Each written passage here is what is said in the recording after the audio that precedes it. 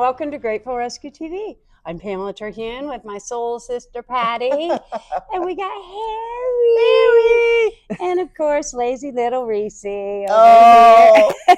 They've been playing, so they're a little tired. Yeah, right they're all now. worn out. Oh my! Well, so good to see you. We've got another great show coming up, and very important show. Ladybug is the name. Ladybug is our newest intake. Okay. Ladybug we took from IACS here in Indianapolis, and she has a pretty special story. Right now she's on medical rest. Okay. Because she was hit by a car. She has a broken pelvis and a broken leg. We don't know if we're going to be able to keep the leg. We don't know if she's paralyzed there. You know, but tripods, they do very well. I mean, they can do very well with 3 legs. I've seen them, and and the other dogs, they don't care. You know, like her other friends will be, oh, that's okay. We don't care. So if that happens to be the outcome, it's okay. But she got hit by a car, and you're taking care of her. Her face is so sweet. She's so sweet, Patty. And she's in pain, and she's still smiling. She's so forgiving, and so she's just adapting to what she's facing right now. So she's a good girl. Well, she knows she's got you to take care of. Oh, yeah. And they're like, oh, grateful. Thank you. So you'll know in a few weeks how she's doing with the leg. We'll know in a few weeks. We'll be updating our story on gratefulrescue.org and on our Facebook page. Every day what she's doing. So this is Ladybug. As you can tell, she's very sweet, and we have some new news on Ladybug.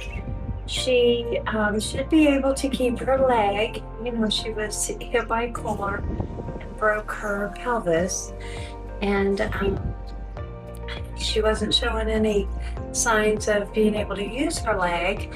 But luckily, she is having reflexes and she's having feeling in it. So we think the leg stays. Come here, Ladybug.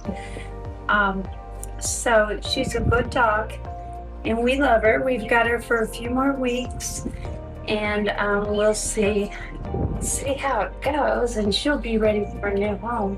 As you can tell, she's very lovable. Hi, I'm Nathan Lowe, the American Dog Whisperer. Some months ago, a lady named Betsy contacted me. Betsy was having trouble with her bulldog, Brody. Brody was nipping at her as she walked. Brody was peeing in the house. Brody was doing a variety of other things she didn't want. Can you help? She said. I said, absolutely, let's take a look. Went, put some guidelines in place for Brody and for her to work on with Brody. She said, the difference has been amazing. I said, can I sit down with an interview and you share some of this? She said, absolutely.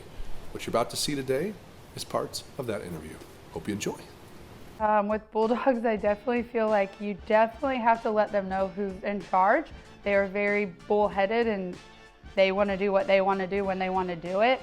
I had asked them if anybody knew any good dog trainers in the Indy area, and a friend recommended you, and so we got in contact, and it was very quick. He was nipping quite a bit, just like biting a little bit on shirts and any kind of clothing really that he could get. And then also we pull really hard on the leash. He does not do well with leash. He wants to go outside and right back inside. So he gets very anxious outside a lot with loud noises and then in new environments. I have talked to him a lot, and it just, you were talking about like not making him more anxious and like your eye contact and things like that with him, and so that was very surprising for me and made me kind of realize that I was probably making him a little bit more anxious.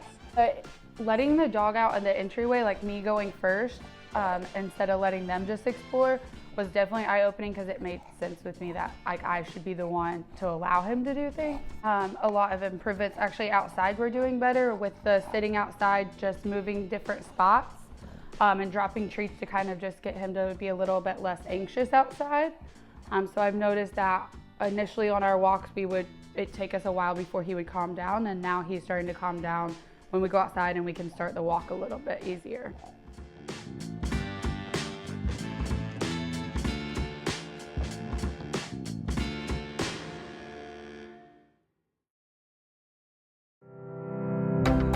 Drop by the Raising Cane's in Muncie for some chicken fingers and to raise money for Grateful Rescue. When you buy the Golden Birthday plush puppy at the Muncie location, Raising Cane's will donate net proceeds to Grateful Rescue and Sanctuary. Raising Cane's is celebrating its 28th birthday, and what better way to celebrate? And an easy way to help Grateful Rescue save homeless animals. Drop by Raising Cane's in Muncie now through April 29th. So we've been following the story about BB, the little dog that was found on the side of the interstate. And now she's a member of the Terhune household. I know, and the before and after pictures, which you've seen, and you'll see some more, just amazing. It doesn't look like the same creature. I mean, they don't, not even close. It was a transformation for sure. And she's so happy with you. She's so happy. We love her. We're so happy. It's every animal's dream to be part of Pamela's pack. Let me tell you this. So here we're going to take a look at before and after. Right? And here's what else. What do you do if you spot a dog at the side of the road? What do? We'll find out more. So BB was found. We got a call regarding a dog that had been on the side of the interstate off of 70 and 25th Street for about 3 days. They had tried to make a makeshift little shelter for him to stay in, and he would go into it to some time but would not let anybody get close to him. So we trap dogs. So we went out and I spotted him right away. There's only about 10 feet between the interstate and basically the area he was running. So he had just a little bit of brush to run in and kind of hide. Got a trap set up, and then he decided to take a little tour around the neighborhood. So watched his little bitty legs, running around the neighborhood.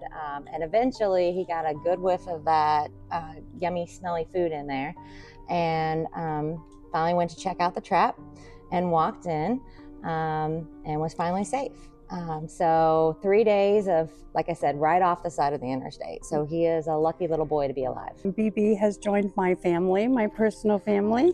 He hit the jackpot. He hit the jackpot with us, and you do this so often. You tell me how that works. You get a phone call, and there's a dog that no one can catch, or yeah. So we do stray animals for Marion County, and we also do owned animals. So a lot of dogs will go into a survival mode, and with that, they won't even come close to their owners. If they can't get close enough to smell, they'll actually run from them. It's a sad thing, but obviously a need. BB wants to say thank you. Thank you for saving my life. They have a cutie. We love you and appreciate you. And if you want to learn more about Peaceful Souls, go to their website. Where would they find your website?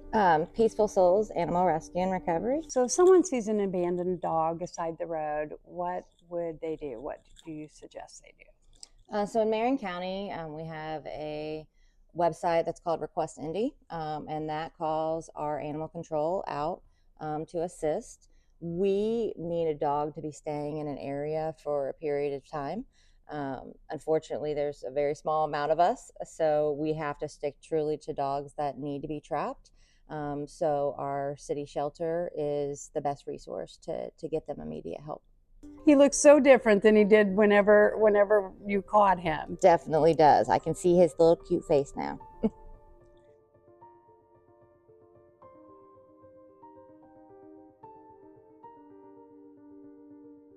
Remember the potbelly pig craze?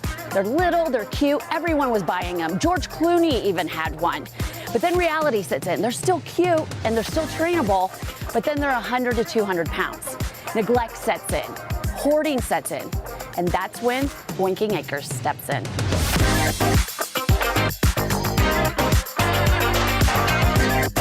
So this is the indoor barn where there's apartments? Yes, so in our front barn, this is where all of our indoor pigs stay. These pigs used to live inside somebody's home prior to coming into the sanctuary. So we have revamped the space and have decorated all of the stalls a little bit differently instead of like little bedrooms and little apartments. They used to have a TV in here, but it broke. They love to watch movies. And they do? Mm-hmm. What's their favorite movie? Charlotte's Web. Of course. So these guys are completely housebroken. They go outside to potty just like a dog. Pigs have potential to make wonderful, wonderful pets if you have the time to train them properly and you have the space to accommodate them. What do you want people to know when they get a pig and own a pig? What is the one thing that you want them to know? I would say that it's a lifetime commitment. Potbelly pigs can live to be anywhere between 15 to 18 years old, if not older. People get them and they realize that they're not properly set up, they don't have enough time, or most importantly, they're not even zoned to have them in the first place. And so if you're not 1000% committed, do not get a pig, because it's very hard to find them a safe place to go if you don't want them anymore. And pigs are very emotional animals. They make bonds with their people and their family, and when you have to rehome them, it's devastating to them. They're highly intelligent animals. They're the third smartest animal in the animal kingdom, following dolphins and orangutans. When they're happy, they wag their tails just like dogs, and when they're sad or upset, they actually cry real tears. So they're very in tune with their surroundings. They're highly emotional animals. They're just wonderful all the way around. If people want to adopt these pets, what do they need to do? Well, they can first go to our website and fill out an application. We do zoning checks. We make sure that the people are appropriately zoned to have whatever animal they're applying for, whether that's a pig or a duck or a chicken. We're constantly evolving. We're constantly trying to make things bigger and better for the animals that live here, and also so that we're able to continue to help more animals, because again, safe places for farm animals to go are so few and far between. And so the work that we do here is so important for so many animals. So this is Ginger. You said a misconception is that people think that they stay this small. Yes, so Ginger is just 6 weeks old. By the time she's full grown, she'll weigh anywhere between 100 to 150 pounds plus. So teacup pigs, pocket pigs, apartment pigs, nano pigs, pixie pigs, those types of pigs do not exist. Those are just terms that breeders have coined in order to... Oh, they don't exist? They do not exist. Because I've heard that expression. Yes, and so people think that they will stay this itty bitty forever, and they don't.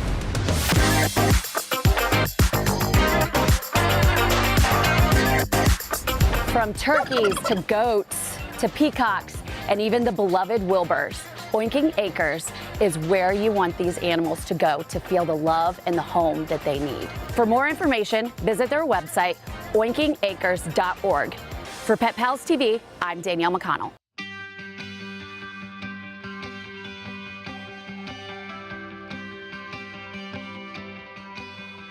One of the cool things about being in Indianapolis is all the different race shops. Probably the newest race shop right now is the Ray Hall Letterman Lanigan race shop where we are right now. It's a beautiful facility. It's pretty amazing. I don't think a lot of people don't know when they think race shops, oftentimes they think garage.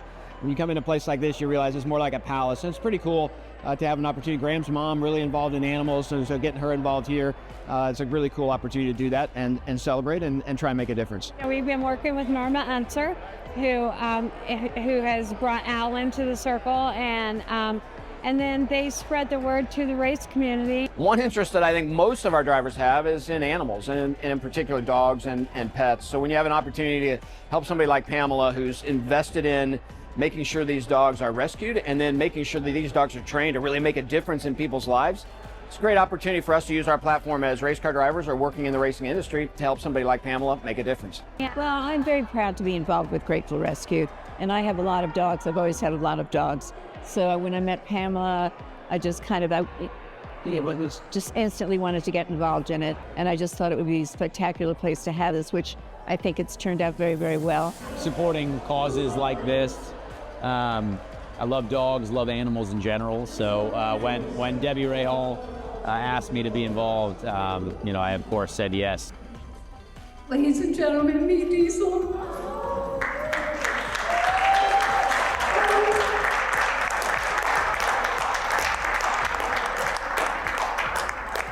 So I love dogs, and I'm a firm believer that they find you, you don't find them. And so since Beth and I have been married, we've had 3 dogs in our marriage. Our most recent one is a dog named Cash. It's a golden doodle. He's 5 now, 85 pounds.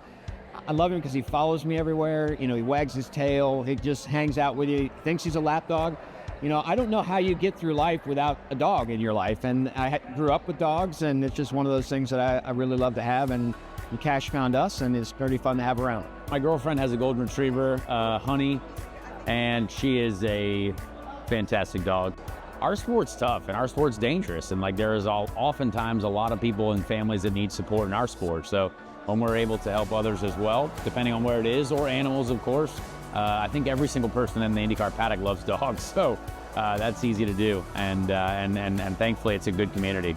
I just think it's a great thing. I think, you know, everybody loves animals and so on, and Grateful Rescue is a wonderful facility and all that kind of thing. And so, yeah, I love my dogs, I can tell you that. So they kept me company and keep me from being too sad and all that kind of stuff, which, you know, pets do that. They raise your spirits, and so it's all good. It's humbling, it's emotional, and it's exciting because the larger our family grows, the more exciting it gets, because it's just a step closer to achieving our dreams. And then they spread the word, and it seems like each thing is getting bigger. Each event we have is getting larger in numbers. Thank you for supporting Grateful Rescue. Thank you for supporting Grateful Rescue. Thank you for supporting Grateful Rescue.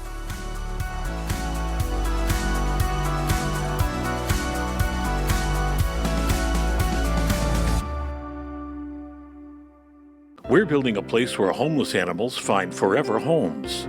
A place where people connect with animals in a beautiful park. A place that brings people and pets together, building lifelong bonds. That place is the Grateful Rescue and Sanctuary, a proud partner with Best Friends Animal Society. Drop by the Raising Cane's in Muncie for some chicken fingers and to raise money for Grateful Rescue. When you buy the Golden Birthday plush puppy at the Muncie location, Raising Cane's will donate net proceeds to Grateful Rescue and Sanctuary. Raising Cane's is celebrating its 28th birthday, and what better way to celebrate, and an easy way to help Grateful Rescue save homeless animals. Drop by Raising Cane's in Muncie now through April 29th. In the summer, one man was brought 20 cats in a 90-degree heat, where they brought them here to find them homes. On one Saturday afternoon, Jeff Pettigrew was home and was asked to help take in some cats, as he's done before along with his help from his friend, Janet Stockham. But this group of cats was different. They were in a small pickup truck in the sweltering summer heat. They had been in that truck for 2 days already, and somebody called the police on them. They came here asking for help. I called the shelter. They really couldn't take them, so I agreed to let them stay here until we figured out what to do next with them. That's kind of what we've been doing ever since. We put in air conditioning, we feed them, we got litter boxes, we got everything they need there, and we're just trying to find them good homes. Jeff has a passion for animals, and in particular, the feline sort. He wants to take care of them no matter what breed they are, just so they find a good home and are healthy along the way. They not only just need food and water and a soft bed, they need people. They need people. They need human interaction, and they even need social interaction with other cats. And I make sure they get that too. It's important. You can't just stuff them in a room or a garage or someplace and just ignore them and toss some food in there once a day. And no, they need you too. They don't just need the sustenance, they need people. And as you can see, we like cats here. Janet helps out not only with Jeff, but with a multitude of other cat programs, and knows many folks in the cat community who are willing to sacrifice a little to help with the felines in need. They're well fed. My sister-in-law, Chris, sent food here, well, to me, and I gave it to Jeff. Kim Spalding and her husband gave toys and blankets, and Patty Guzik gave toys and blankets. I mean, the outpouring, you know. I don't know, I've been doing it not as long as Jeff has, but I mean, my whole life is cats now. Grateful Rescue has stepped up to help Jeff every step of the way. She's promoting the adoptions. She's gotten their microchips. She's helped get their shots, vet checks. She's helped get some of the things they need. She's a lot more experienced with this than I am, so I'm kind of learning from her. I followed Pamela on Facebook and social media, seen her on TV, and when Jeff told me that Grateful Rescue was involved, I just was like, I was ecstatic. I said, this is fabulous. This is absolutely fantastic. Jeff's passion and care for these animals comes out in his love for these furry friends to find them their forever homes. It's wonderful. It's a wonderful feeling. I wish I could do them all today, but it takes time, and I'm willing to put in the time and effort to make sure they all get a home. And we're here with a very special family. My son and my grandsons, Eli, Andrew, and my son Sam, and a really special kitty named Socks. Socks went from living in the back of a pickup truck with 20 other cats to having 2 young boys and me just, loving him constantly. He's got endless love here. He's got, between the 3 of us and Molly, he's always got somebody that'll love on him and, treat him like a member of the family. Do you kids help take care too? Mm-hmm. What are your responsibilities? Once, tell me like feeding him and stuff. Oh, come on. Who cleans the litter box? Dad? I take care of the socks box. The socks box, I love it. And Socks has gotten a little bit bigger. Yes. Yeah. He's definitely a lot better than he ever has before, and he's got a little bit of a tummy to him than when he first came to us. When he first came to us, he was very, very, very small, and I think he had some fleas going on. He was in pretty rough shape. So tell me about when you brought Socks home. Did he seem to, since he was a part of a hoarding situation, did he seem to act out of place, or was he pretty comfortable when you brought him in? Right away, he warmed up to our Dalmatian named Molly. Stay. Good girl. Good girl. Oh, they're best friends. Best friend forever. They sleep next to each other. They play next to each other. He's been a godsend to us, and we're happy to have him. And he's my grandkitty. So that'll be it from Grateful Rescue TV at Sam's house.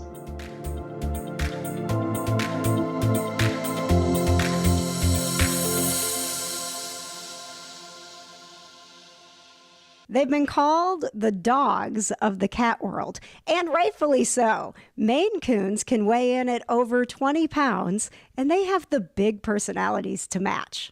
This is Jaina. At 10 years old, she found herself in a shelter because her owner passed away, and the stress was really getting to her. After seeing a picture of her on Circle City Kitties' Facebook page, it wasn't long before she had a forever home in our house. Having never owned a Maine Coon, I turned to our Pet Pals TV viewers to find out more about the breed and what to expect when bringing one into our home. And what I found out was fascinating. Let's start with a little history. Maine Coons actually are from the state of Maine. The state is so proud of the breed that in 1985, they actually made the Maine Coon their official state cat. And their fur isn't just beautiful and majestic. They've evolved to survive those cold northeastern winters. Their coats are actually water repellent, and their bellies have extra fur so that when they are sitting in the snow, it keeps them warm. Along with that, the giant paws that they have with big tufts of fur make perfect snowshoes for them. Plus, that fluffy tail that everybody loves so much is actually designed so that it can wrap around their bodies to keep them warm. And the Maine Coon can come in all kinds of colors and patterns, from smoke and cream to mackerel and tortoiseshell, just to name a few. So what's it like to live with this big, beautiful breed? First off, expect a lot of attention. Cat mom Rachel tells us her cat Gugunda craves attention so much that he doesn't like to share his humans with his other cats, and he even gets jealous of books.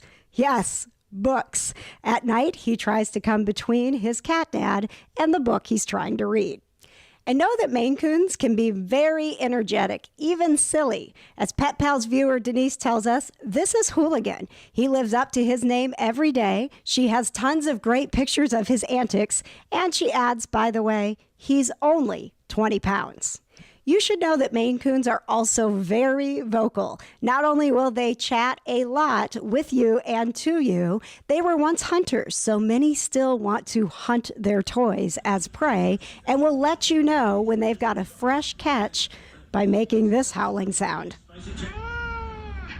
So just how big do Maine Coons get? Well, the biggest one on record is a Maine Coon named Stewie. He broke the Guinness World Record for world's longest domestic cat, measuring 48.5 inches. Now, that's not typical. They do get big, with the average Maine Coon weighing between 13 to 18 pounds, and they usually get to about 36 inches from nose to tail. And that takes us back to why they're called the dogs of the cat world, and some of them take the title very seriously. Like Raven, her mom tells us she's got a big attitude and also thinks she's a dog, adding, quote, "We haven't had the heart to tell her otherwise. She protects us, even growling when people come to the door. That's a good doggy. I mean, a good kitty." And Maine Coons are good cats. For the most part, they are very affectionate, they are great with other cats, and they're even good with children. If you're interested in bringing a Maine Coon into your family, you should know that they do require grooming and regular trips to the vet. You can check with your local shelters and rescues. You may find that there's a Maine Coon waiting right now for its forever home, just like our Jaina was. Oh, okay, that does it for another Grateful TV. You want to see this story or all the stories, go to gratefulrescue.org, right? That's right. That's right. That's what she said. All right. We'll see you next time. See you Take next care. time. Thank Next you. time. Next time.